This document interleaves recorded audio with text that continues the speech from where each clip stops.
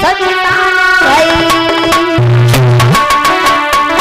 अरे आंगन की छवि अधूरी थी महारानी थी है भाई।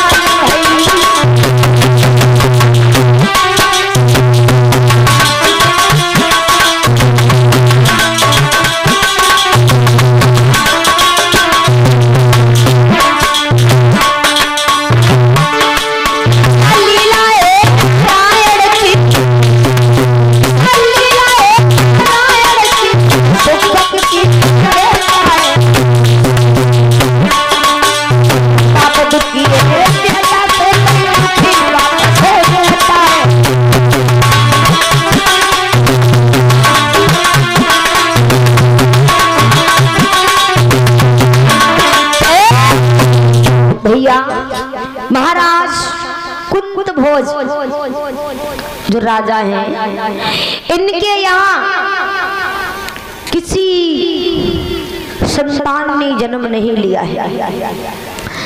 मेरे प्यारे भक्तों, कहते हैं इस दुनिया में सर्व सुख भगवान ने किसी को नहीं दिया है। कोई किसी बात से दुखी है, कोई किसी चीज से दुखी है, किसी के संतान नहीं है वो इसलिए दुखी है, और कोई तो अपने संतान नहीं से दुखी है। कहते हैं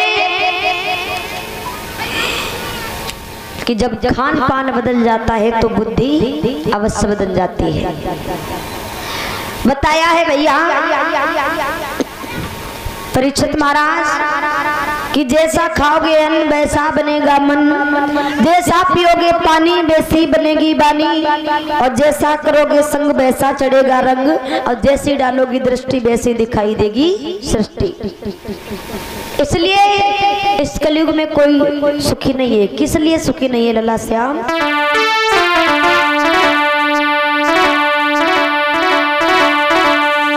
बताया कि परम पिता से प्यारी नहीं शुद्ध कोई प्यारी नहीं,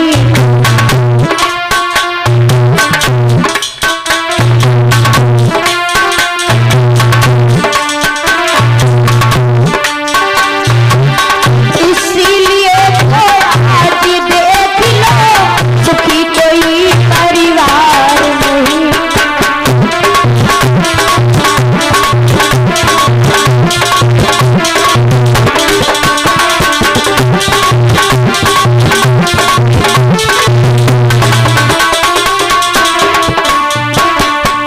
कहते हैं वो परमात्मा से कोई प्रेम नहीं रहा, लेकिन इसलिए इस कलयुग में कोई सुखी नहीं है। क्यों नहीं है?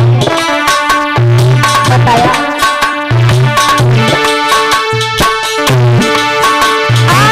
मानव के शरीर में कितने अंग बनाए, कोई चीज दे न सके अति अनमोल सभाए।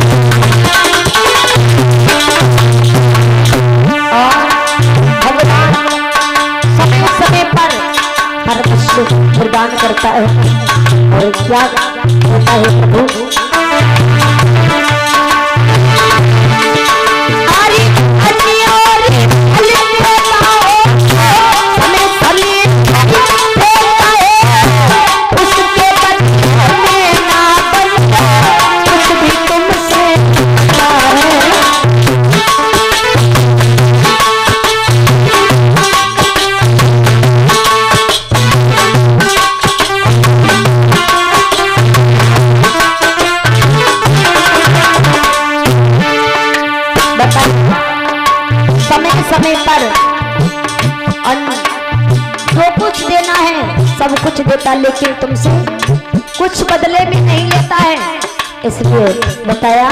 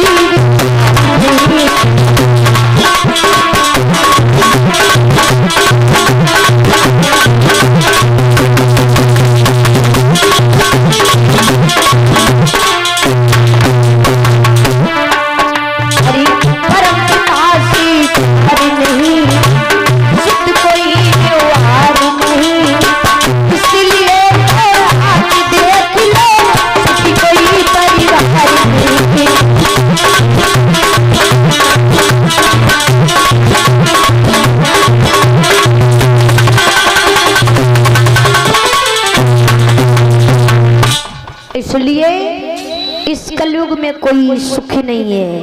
कहते हैं जब खान पान बदलता है तो बुद्धि अवश्य बदलती है। भैया कोई ना कोई किसी ना किसी बात से दुखी है, क्योंकि बताया है जो भगवान को भजता है कि कोई तन दुखी कोई मन दुखी, कोई तन दुखी कोई मन दुखी, कोई चिंता चित्त उदास, थोड़े थोड़े सब दुखी, सुखी राम का दास। जो भगवान को भजता है वो जीवन में कभी दुखी नहीं रहता है।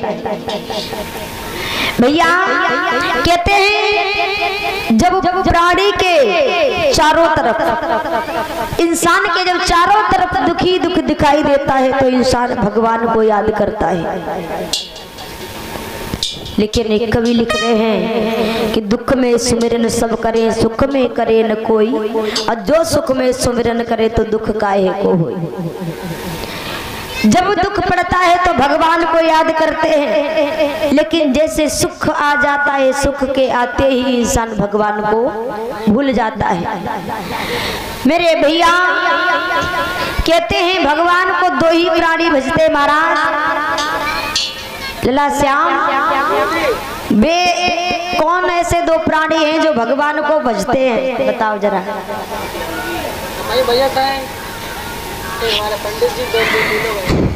अच्छा दो ही लोग कहते हैं, या तो जो पूर्ण ज्ञानी हैं वो भगवान को भजते हैं, या जो दुनिया के सताए हुए जिनको कोई ना है वो भगवान को भजते हैं। लेकिन बेटा श्याम जो अपने घमंड में चकनाचूर है वो भगवान से बहुत दूर है।